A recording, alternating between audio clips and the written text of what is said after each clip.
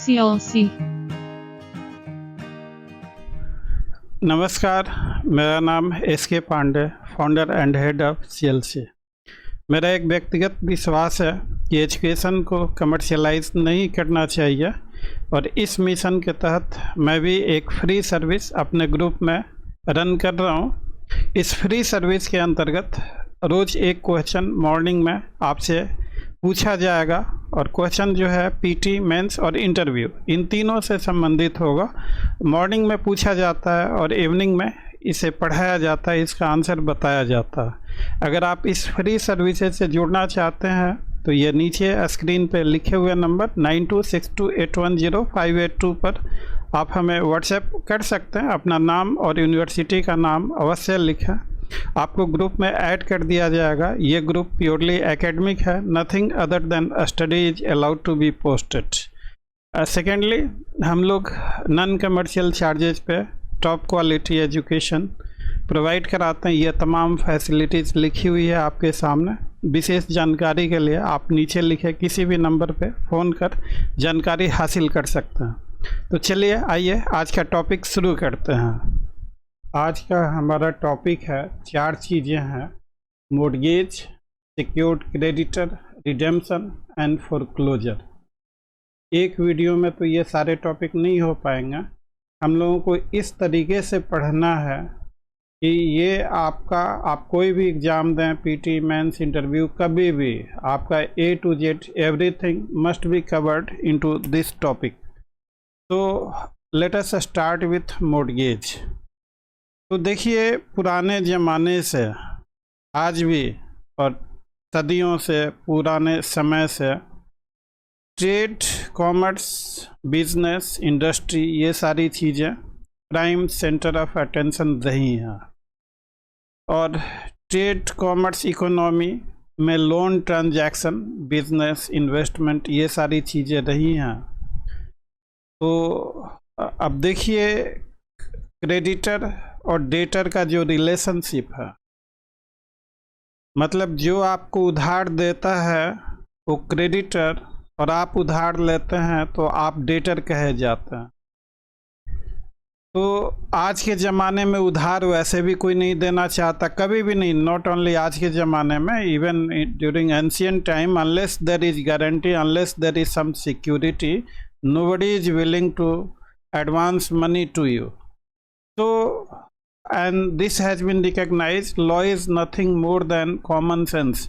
What we have been doing since time immemorial, we have only reduced those things into writing, and therefore law is known as nothing other than common sense.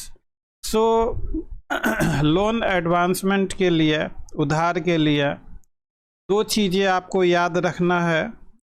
ये आप देखिए आपके सामने screen पे, one is mortgage and another is pledge. तो mortgage आपका section 58 TP act में provide किया हुआ है और प्लेज जो है सेक्शन 172 इंडियन कॉन्ट्रैक्ट एक्ट में दिया हुआ है। आपको यहाँ पे जब उससे कोई क्वेश्चन होगा इंडियन कॉन्ट्रैक्ट एक्ट से, तो आपको प्लेज भी पढ़ाया जाएगा आने वाले वीडियोज में। आज हम लोग मोर्गेज की बात करेंगे। तो मोर्गेज में हमेशा इमूवेबल प्रॉपर्टी सिक्योरिटी के तौर पे और रीपेमेंट ऑफ लोन के लिए दी जाती है और ट्रांजैक्शन को मोर्गेज के नाम से जानते हैं। आपके लेफ्ट हैंड साइड में सेक्शन 58 TP है। ये sections as it is pair act से लिखा हुआ है। Mortgage, mortgagor, mortgagee, mortgage money and mortgage deed defined. Definition है ए में। Mortgage is transfer of an interest. जब भी प्रॉपर्टी ट्रांसफर होती है, whenever a property is transferred, it is always transferred with interest. सवाल ये पैदा होता है यहाँ पे कि ये जो मोर्गेज में ट्रांसफ़र ऑफ इंटरेस्ट है, क्या एब्सोल्यूट इंटरेस्ट, टोटल इंटरेस्ट का ट्रांसफ़र है या लिमिटेड इंटरेस्ट का, पार्शियल इंटरेस्ट का ट्रांसफ़र है। तो हम लोग पढ़ेंगे डिफिनेशन में ही। A mortgage is the transfer of an interest. यहाँ पे कहीं भी नहीं लिखा हुआ है कि एब्सोल्यूट इंटरेस्ट का ट्रांसफ़र। ये this is only transfer of the limited extent transfer of an interest to the limited extent as to serve the purpose of securing repayment of money advanced or to be advanced. So therefore mortgage is not full transfer. This is transfer of only a limited interest. और किस चीज़ का ये transfer होगा limited interest? तो immovable property. तो immovable property definite होनी चाहिए। तो यहाँ पे आप देखिए स्पेसिफिक इमूवेबल प्रॉपर्टी। आपके एग्ज़ाम में होता क्या है कि ये छोटी छोटी ये चीज़ें आप कहीं मिस कर गए तो ये पूरा मीनिंग नहीं निकल पाता है। तो therefore writing is an art. ये छोटी छोटी चीज़ें मिस नहीं हो, आपने केवल इमूवेबल प्रॉपर्टी लिखा तो नंबर तो आपको मिलेंगे लेकिन बेहतरीन नंबर नहीं मिलेंगे। आपको स्पेसिफिक इमूवेबल प्रॉपर्टी लिखना है। और किस लिए?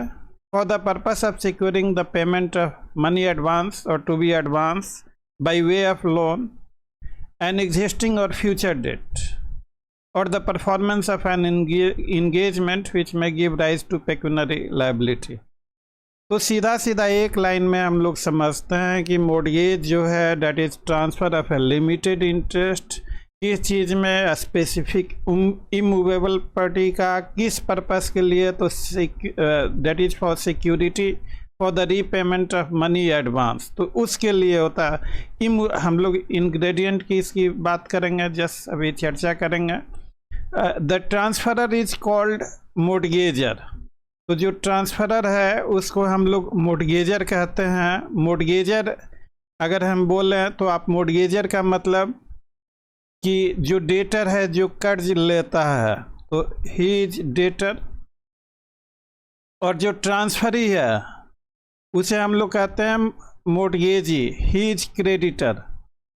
ये आपको पैसा उधार देता है और जो पैसा उधार दिया गया उस पैसे को प्रिंसिपल मनी और उस पे जो ब्याज लगेगा तो उसको हम लोग कह सकते हैं इंटरेस्ट। और ये आपका इंटरेस्ट हो गया। तो मोर्गेज मनी में principal money and interest both होगा। For the time being are called mortgage money. तो मोर्गेज मनी अगर पूछा जाए आपसे तो only the principal money no. Mortgage money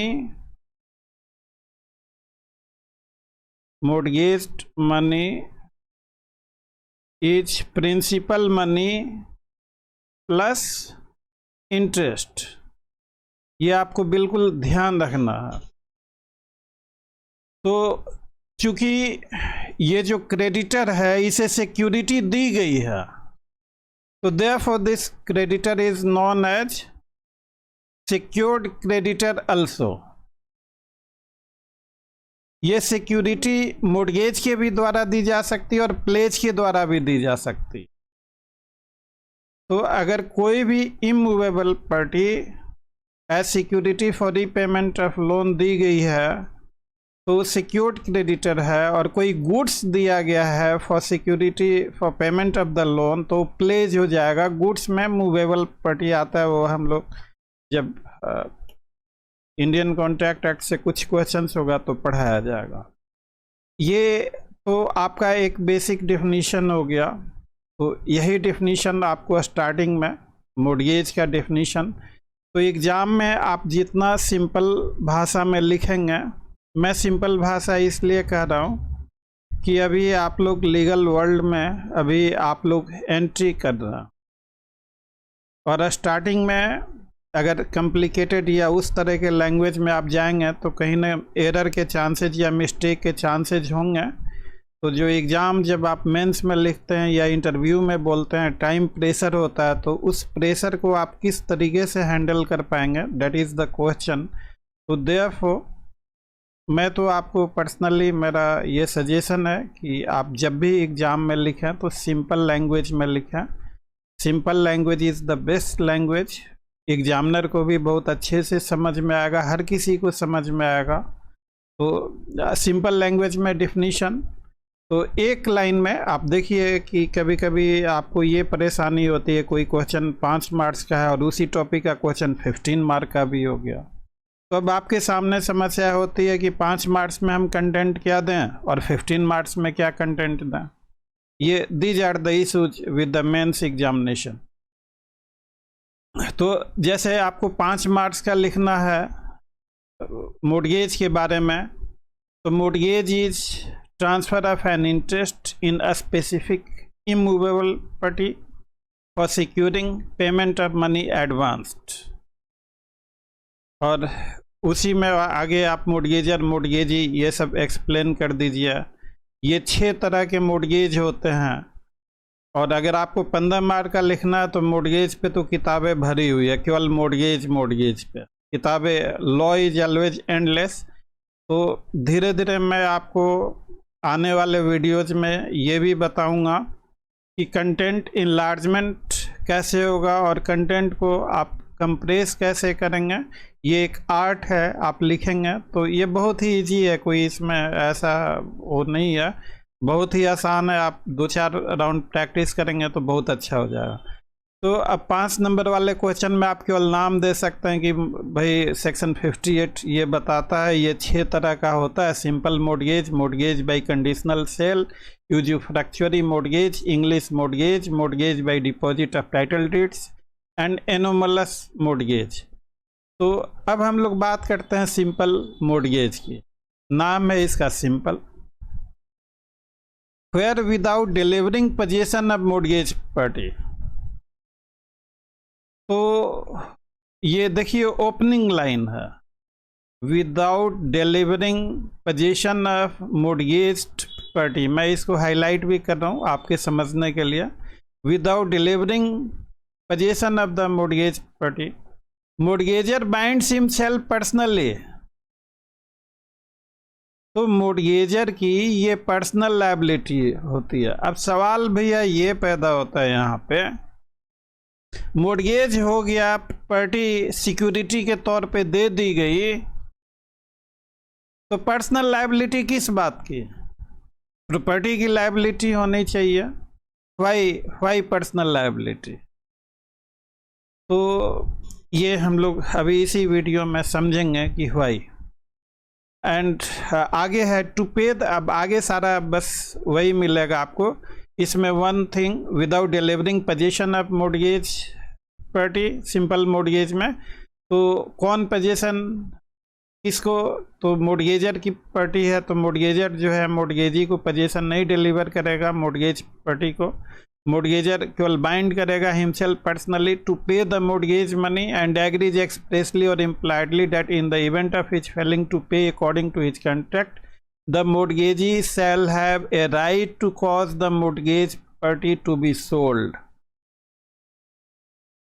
तो ये बात करता है कि अगर डिफॉल्ट हो गया, प्रिंसिपल मनी और इंटरेस्ट पे नहीं हुआ, तो मोर्गेजी को सिर्फ और सिर्फ एक राइट है। किस तरह का right? To cause the mortgage property to be sold. Mortgagee खुद मोर्गेज प्रॉपर्टी को नहीं सेल आउट कर सकता सिंपल मोर्गेज में। मोर्गेजी शैल हैव ए राइट, उसे राइट है कि मोर्गेज प्रॉपर्टी को बिकवाए कोर्ट के द्वारा, कोर्ट से डिक्री लेके आए। तो सिंपल मोर्गेज में हम लोग देखेंगे कि जो मोर्गेजी पर्सनल, चूंकि पर्सनल ऑब्लिगेशन है टू रीपे द लोन, तो mortgagee may sue the mortgagor personally for repayment of loan. तो वो रिकवरी सूट फाइल कर सकता है। और ऐसे केस में मोर्गेजर अगर रिकवरी सूट फाइल करता है तो only a money decrees pass to the extent of mortgage money. दूसरा रिमेडी है मोर्गेजी के पास कि mortgagee may also move the court for the sale of mortgage property so that he may recover his money. और ऐसे case में एक court एक डिक्री पास करती है for sale of the property. तो ये 2 रिमेडी है मोर्गेजी के पास सिंपल मोर्गेज में कि चूंकि मोर्गेजर का पर्सनल ऑब्लिगेशन है to pay the mortgage money, तो मोर्गेजी जो है एक रिकवरी सूट फाइल कर सकता है, जिसके अंतर्गत कोर्ट मनी डिक्री ग्रांट कर सकती है। दूसरा रिमेडी जो मोर्टगेजी के पास है, इन the event of non payment of loan amount, तो मोर्टगेजी जो है एक सूट फाइल कर सकता है फॉर इंजंक्शन का कि मोर्टगेज पार्टी है उसे सेल आउट किया जाए और उसका जो प्रोसीड्स है be applied towards payment of mortgage money, और कुछ बच जाता है तो मोर्टगेजर को चला जाएगा। तो हम लोग देखेंगे सिंपल मोर्टगेज के जो इसेंशियल्स हैं। ये आप देखिए, इसेंशियल्स इंग्रेडिएंट्स को कभी भी ना भूलें। ये इसेंशियल्स इंग्रेडिएंट्स लॉ की आत्मा है। अगर आप इन चीज़ों को एक्सप्लेन करते हैं तो आपके मेंस में बहुत अच्छे नंबर आएंगे, इंटरव्यू भी बहुत अच्छा होगा आपका। तो आप देखिए, ये जो तीनों चीज़ें हैं, आप इसेंशियल और इंग्रेडिएंट को रट्टा मारने की ज़रूरत नहीं है। इसेंशियल और इंग्रेडिएंट को समझने के लिए आप खुद अपना कॉमन सेंस लगाइए। आपको देखिए ये क्या करा कि without delivering position of the mortgage party, तो इसमें पहला इसेंशियल आपका पोजीशन ऑफ मोर्टगेज पार्टी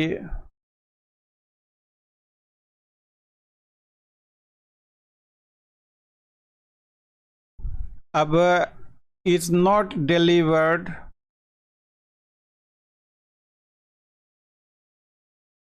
किसको? टू मोर्टगेजी।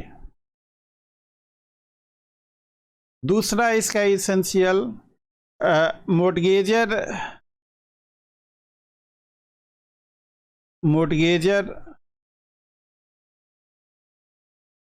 टेक्स पर्सनल ऑब्लिगेशन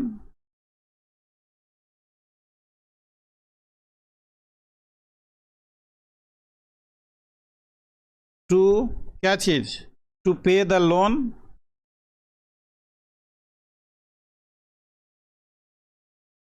और तीसरा जो है, इन case of default, in case of default, क्या चीज़ का डिफॉल्ट? एसी का, कार का, इलेक्ट्रिसिटी का। तो मैं थोड़ा मजाकिया लहजे में बोल रहा हूँ, इन case of default in payment of loan.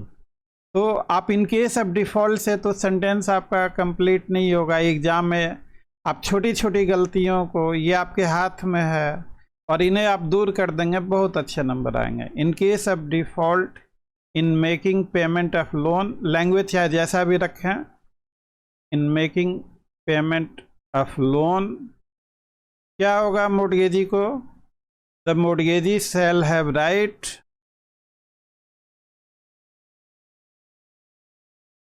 shall have a right to get the mortgaged property sold। तो ये मोर्टगेजी का राइट है। मैं कल से ये इनपुट नहीं बना के रखूँगा, क्योंकि यहाँ पे अब पढ़ाने के संदर्भ में कितना हमें स्पेस चाहिए वो हमें भी नहीं पता। वो क्लास के दौरान ही पता लगता है कितना लिखना पड़ा। तो ये तीन आपके इसेंशियल्स होगा, तीन इंग्रेडिएंट होगा। अब लॉन्ग टाइप का क्वेश्चन है तो उसको ऐसे ही एक एक लाइन हेडिंग लिखिए, इसको एक एक लाइन आप एक्सप्लेन करते चलिए। और इसमें ऐसे स्थिति में मोर्टगेजी का जो रिमेडी है,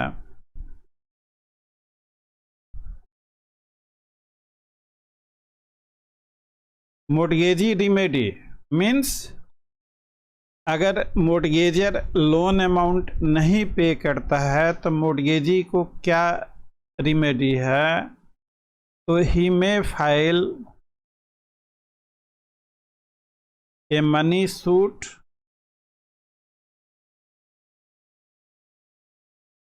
for recovery of mortgaged money,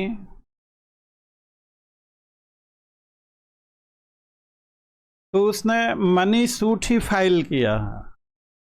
तो ऑब्वियस सी बात है कि ए मनी डिक्री में बी पास्ड, कोर्ट विल, अगर कोर्ट सेटिस्फाई हो गई, उसने साबित कर दिया, तो court will pass a money decree.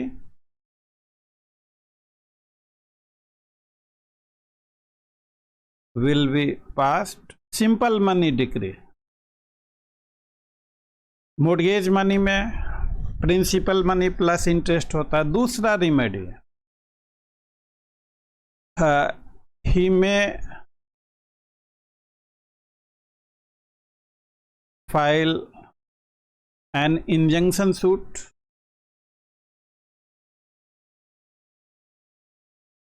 For causing the mortgaged property sold out। अगर मोर्गेज प्रॉपर्टी बिक गई तो उसका सेल प्रोसीड्स का क्या होगा? Cell proceeds will be applied towards satisfaction of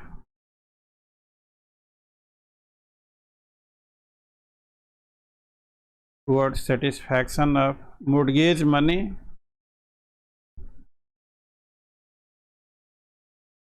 और जो सरप्लस है वो मोर्गेजर को चला जाएगा।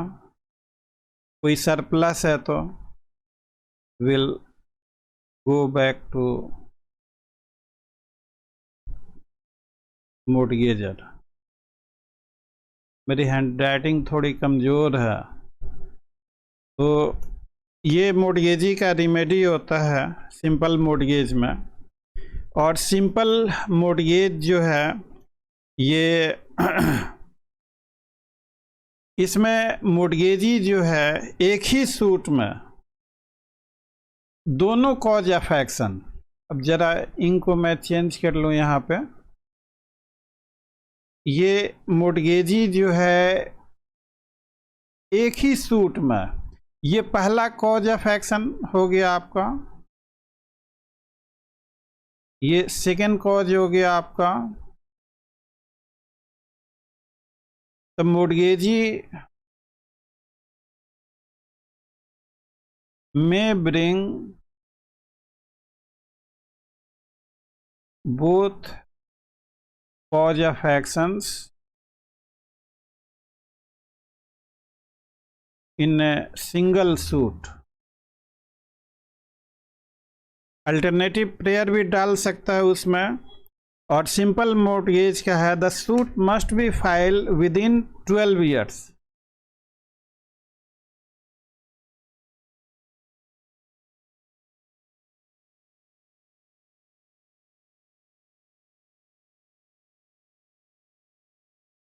ये लिमिटेशन पीरियड है। और ये जो है practice of taking loan by simple mortgage, ये जो है प्रैक्टिस बहुत ही कॉमन है रही है। और इसे डिफरेंट नाम से जाना जाता है। साउथ इंडिया में इसे मुडट करियम कहा जाता था, या दृष्टा भंडका भी कहा जाता है, अदाई मना पटरम भी कहा जाता है, टंका और पन्यम भी कहा जाता है। ये सारी चीज़ें साउथ इंडिया में कही जाती।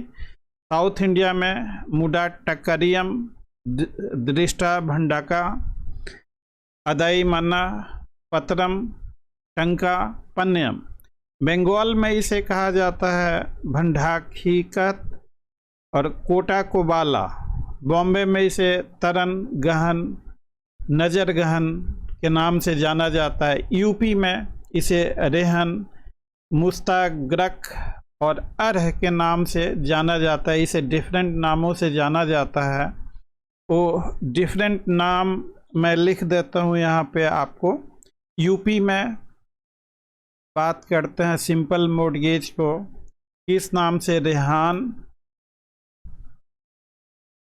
रेहान के नाम से। मुस्ताग्रक मुस्तगराक और अर के नाम से इसे जाना जाता है। बॉम्बे में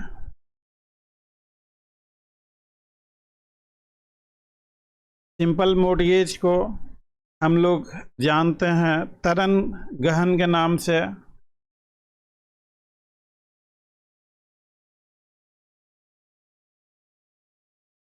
तरन गहन और नजर गहन।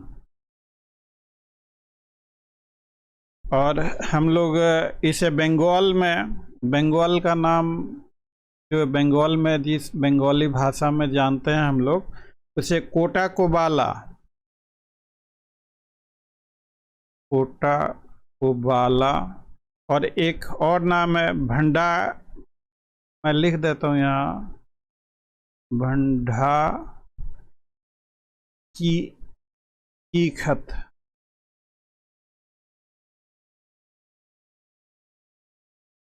की खत के नाम से जाना जाता है इसको। और साउथ इंडिया में, साउथ इंडिया के नाम जो है थोड़े याद करने में दिक्कतें आती हैं।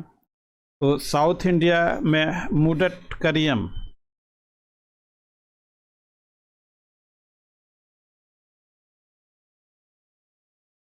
मुदत करियम, दिष्टा भंडका,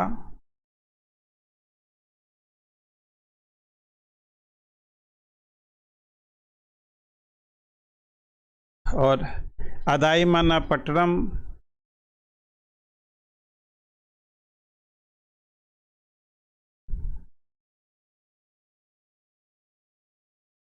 अदाईमाना पटरम, टंका, टंका और पनियम। तो ये डिफरेंट नामों से इसे जाना जाता है। तो और सेक्शन 59 है कि मोर्टगेज अगर 100 रुपये से ज़्यादा का है तो रजिस्टर्ड इंस्ट्रूमेंट के ही जरिए होगा। तो simple mortgage can be made only through a registered document even if the sum of money is less than ₹100।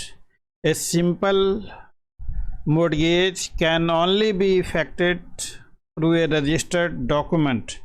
और section 59 of TPA simple mortgage create करने के लिए मोर्टगेज डीड को रजिस्टर्ड कराना जरूरी है। इसको भी मैं लिख देता हूँ इंक चेंज करके, ताकि आपको याद रहेगा।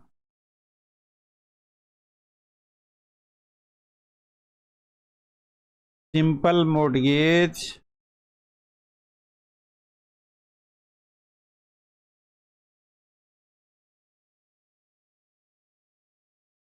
must be created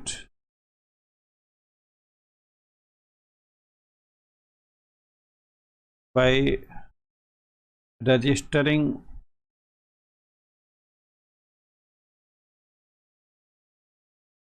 mortgage deed even if value of money is less than ₹100। even if value of money, हमने बोला even if value of money is less than, exam में क्या लिखेंगे? even if value of money less than। तो मैं examiner रहूँगा तो आपका नंबर काट लूँगा। हमारी बातों को वैसे नहीं मानिएगा, ये आप लोगों के लिए। Even if value of money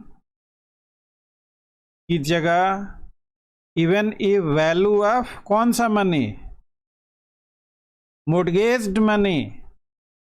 तो मैं यहाँ पे ऐड कर देता हूँ even if value of mortgaged money is less than ₹100। तो ये मिसिंग पार्ट को अगर आप जोड़ दें, अगर मिस ना हो, तो मेंस में आपका बेहतरीन आंसर निकल के आ सकता है, काफ़ी अच्छे नंबर आ सकते हैं। और मोर्गेज अगर माइनर के फेवर में है तो by virtue of section 11 of Indian contract act वो वाइड एब इनिशियो।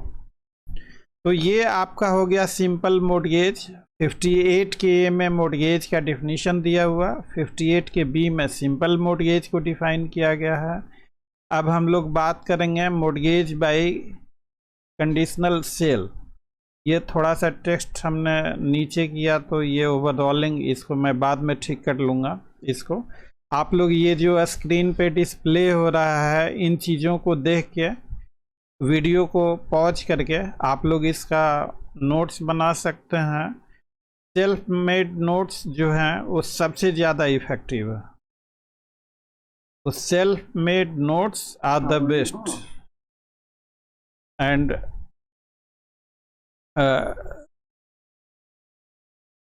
यहाँ टेक्निकल कुछ इशू था और सिस्टम में, एनीवे चलिए।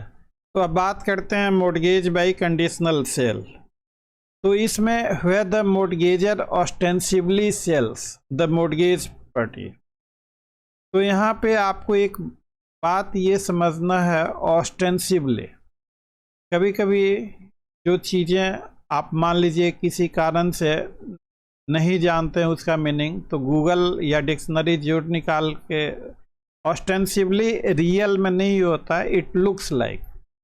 Where the mortgager ostensibly sells the mortgage money on condition that on default of payment of the mortgage money on a certain date, the sale shall become absolute, or on condition that on such payment being made, the sale shall become void, or on condition that on such payment being made, the buyer shall transfer the property to the seller. The transaction is called a mortgage by conditional sale, and the mortgagee a mortgagee by conditional sale, provided that no such transaction shall be deemed to be a mortgage unless the condition is embodied in the document which effects or purports to effect the sale. तो देखिए mortgage by conditional sale में इसके जो ingredients जो निकल के आए हैं हमें, पहला जो इसका इंग्रेडिएंट है ऑस्टेंसिबल सेल।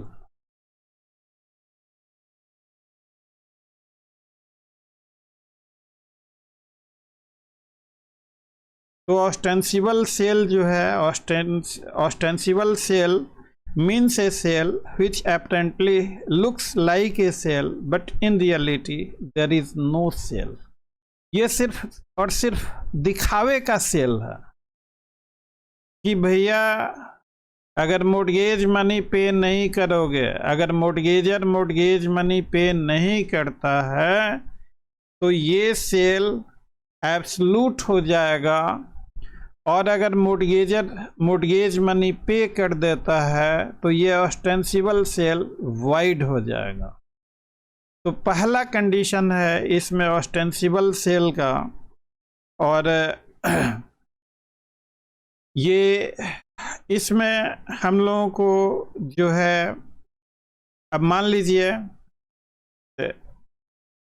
हम लॉ को एक बार अगर अच्छे से पढ़ लें तो बहुत बेहतरीन कंसेप्ट तैयार होता है, और जल्दबाजी में या कुछ वैसा करेंगे तो कुछ न कुछ इशूज हमेशा एराइज होते रहता है, उससे दिक्कतें भी होती हैं। तो खैर बात करते हैं। ये हमेशा एक कॉम्प्लिकेटेड इशू रहा है समझ पाना। ये ऑस्टेंसिबल सेल है या conditional cell with option of repurchase है। तो इन दो चीज़ों में एक केस था सुप्रीम कोर्ट का। वो केस जो है प्रकाशम वर्सेज राजामल, इस केस में डॉक्यूमेंट था सेल डीड लिखा हुआ था उस पर, लेकिन सेल डीड का जो स्टैम्प पेपर था वो ट्रांसफरर के द्वारा परचेज किया गया। तो सेल डीड का जो स्टैम्प पेपर है, अगर कोई सेल होता है तो आप देखेंगे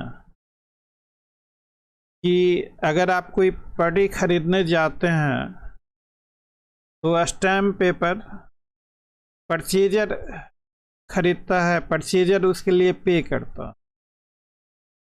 लेकिन मोर्टगेज में जो स्टैम्प ड्यूटी होती है वो मोर्टगेजर पे करता है। तो कहने का मतलब मैं ये समझाना चाह रहा हूँ कि कोई डॉक्यूमेंट बन गया, उस डॉक्यूमेंट पे सेल डीड लिख दिया गया और उस डॉक्यूमेंट पे ये नहीं लिखा हुआ मोर्टगेज बाई कंडीशनल सेल, और अगर ये एविडेंस है कि वो स्टैम्प ड्यूटी मोर्टगेजर ने पे किया है और उसमें जो पैसा एडवांस लिया गया है वो पैसा अगर मोर्टगेजर पे कर देता है तो मोर्टगेजर को ऑप्शन होगा रीपरचेज करने का। तो ये जो कंडीशन जो स्टिपुलेटेड इसमें किया गया है इस तरह के डॉक्यूमेंट में, तो that becomes a mortgage by conditional sale। तो ऑस्टेंसिबल सेल को समझने के लिए ये सिर्फ और सिर्फ दिखावे का सेल होता। अब सवाल ये पैदा होता है कि ये दिखावे का सेल है या रियल सेल है, ये फाइंड आउट करना। तो हम कैसे फाइंड आउट करेंगे? तो from the course of the events, from the facts of the case. तो पहला फैक्ट कि अमूमन सेल में परचेजर स्टैम्प ड्यूटी पे करता और मोर्टगेज में मोर्टगेजर स्टैम्प ड्यूटी पे करता है। तो पहला तो देखिए कि स्टैम्प ड्यूटी किसने पे किया। फिर अगला चीज़ ये देखिए क्या कंडीशन ऑफ रीपरचेज है या नहीं है by paying back some money. तो ये ट्रांसफ़र जो है, अगर मोर्टगेजर ने स्टैम्प ड्यूटी पे किया है और condition for repurchasing the mortgage property दिया हुआ है, तो this becomes mortgage by conditional sale. एक और कॉम्प्लिकेटेड सा, इसमें कॉम्प्लिकेटेड नहीं है, बहुत आसान सा है, चूँकि अब आज का वीडियो थोड़ा लंबा होते जा रहा है। इसको हम लोग एक क्लास की बजाय पार्ट बना के 4 पार्ट 5 पार्ट, जितना आप जो भी पढ़ें इस तरीके से पढ़ें कि आप जो भी एग्ज़ाम दें वो 100% सफल हो। आधी अधूरी पढ़ाई से किसी का भी फायदा नहीं हो। तो आप माय पॉइंट इज कि बेशक मुझे ये छोटा सा चैप्टर 6 वीडियो बना के पार्ट 1 पार्ट 2 पार्ट 3 ऐसे करके करना पड़े, मैं सब करूँगा, आई एम डिटरमाइंड। लेकिन आपके कंसेप्ट के साथ, आपके रीजनिंग के साथ, आपके प्रेजेंटेशन के साथ, मतलब आप ये पढ़ के जो इस टॉपिक पे आप टोटली डिपेंडेंट हो सकते हैं, एग्ज़ाम में बहुत अच्छे तरीके से लिख सकते हैं और बहुत अच्छे नंबर ला सकते हैं। तो ये जस्ट मेरा फर्स्ट वीडियो है और मैं धीरे धीरे अभी तो लर्निंग प्रोसेस में हूँ, बहुत सारी चीज़ें मैं सीख रहा हूँ और आने वाले समय में देखते हैं क्या कैसे होता है। अब ऑस्टेंसिबल सेल तो आप समझ गया, दिखावे का सेल। तो अब भाई मोर्टगेज बाई ऑस्टेंसिबल सेल और sale with condition with the option of repurchase, इन दोनों में क्या अंतर है वो भी हम लोग देखेंगे कल के क्लास में। आज केवल इंग्रेडिएंट कर लेते हैं। और जो सेल है इसमें जो दूसरा इसेंशियल हो गया मोर्टगेज बाई कंडीशनल सेल में, sale is subject to following conditions. तो कौन कौन से कंडीशन होंगे? पहला, on non payment of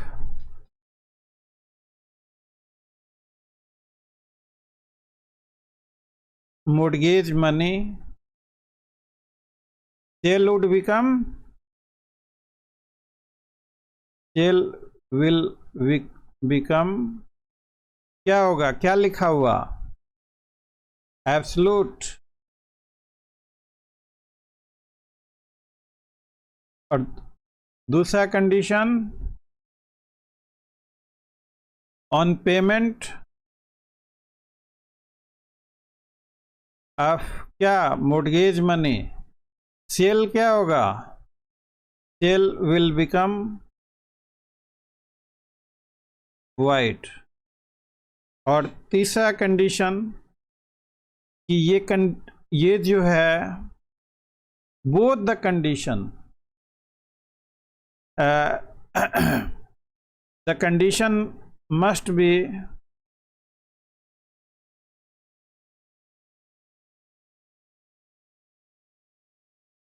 mentioned in the same document।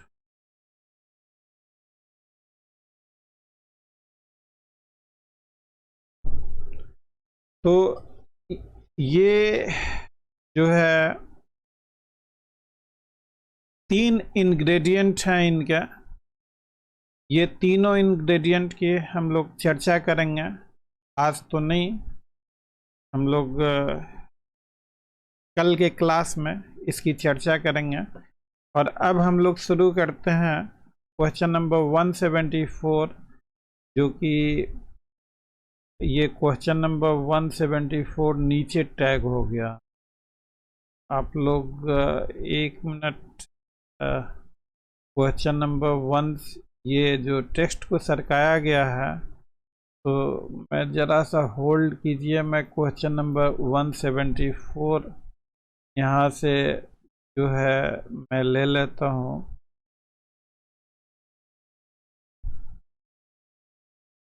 उसको मैं फिर से ठीक कर दूँगा।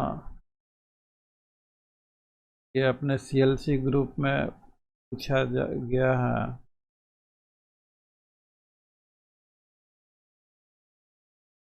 मैं अपने ग्रुप में रोज़ एक क्वेश्चन पूछता हूँ, वही क्वेश्चन आप लोगों को बता रहा हूँ, समझा रहा हूँ, पढ़ा रहा हूँ, और इसका आंसर भी। तो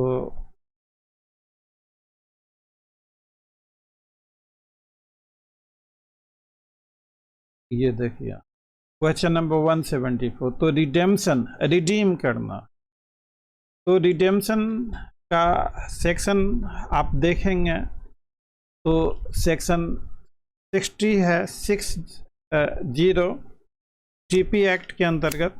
और मैं एक मिनट के लिए आपको section right of mortgagor to redeem, तो मैं अभी रिडेम्पशन पढ़ा नहीं रहा हूँ, जस्ट आपको थोड़ी देर के लिए।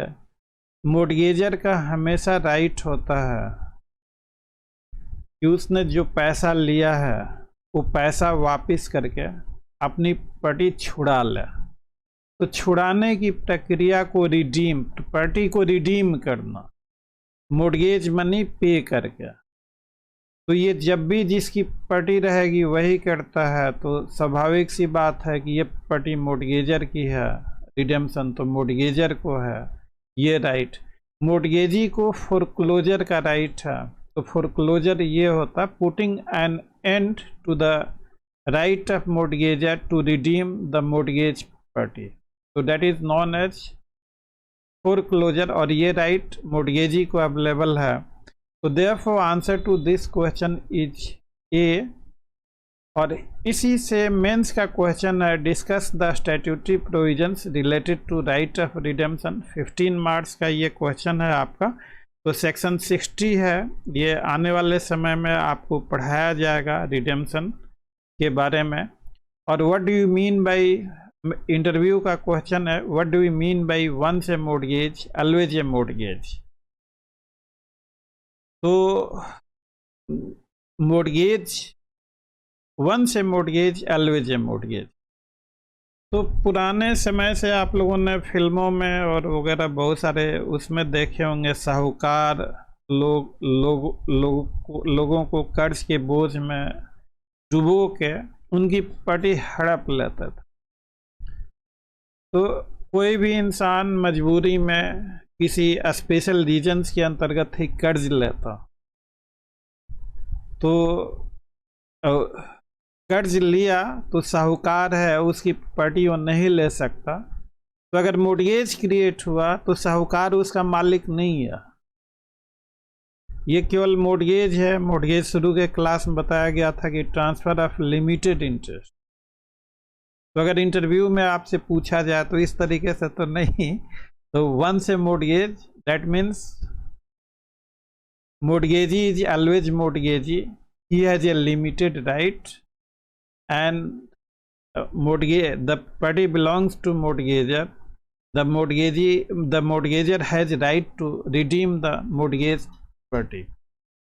तो चलिए इसी के साथ कल पार्ट 2 हम लोग मोर्गेज बाई कंडीशनल सेल को पढ़ेंगे कल के। और लास्ट में एक और अपील मैं आप सभी से करना चाहूँगा, लॉ को रट्टा मारने की ज़रूरत नहीं है। आप रट्टा मारेंगे एग्ज़ाम में कुछ ना कुछ मिस कर जाएंगे।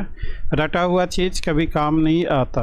आप लॉ को रट्टा मारने की बजाय उसके कंसेप्ट और रीजनिंग को समझने का प्रयास करें। अगर एक बार आपने उसके कंसेप्ट और रीजनिंग को समझ लिया तो आप कोई भी एग्ज़ाम दें, सिलेक्शन गारंटीड होगा और कभी भी आप नहीं भूलेंगे, कभी भी आप कंफ्यूज नहीं होंगे। जो भी क्वेश्चन हो हर क्वेश्चन आपसे बनेगा। लॉ एक बहुत ही इंटरेस्टिंग सब्जेक्ट है, ये कॉमन सेंस से ज़्यादा नहीं है, बस आपको वही समझना है। तो thank you guys, see you tomorrow with the next question.